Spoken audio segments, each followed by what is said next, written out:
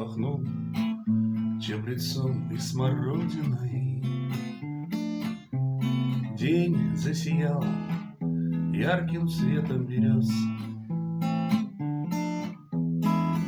Эта земля называется Родиной.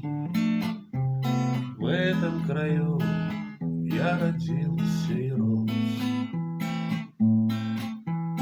Вот и моя деревенька-крестьяночка. Жаль, что пошел дом родимый на слом. Только стоит под березкой лавочка. Здесь хорошо погрустить о былом.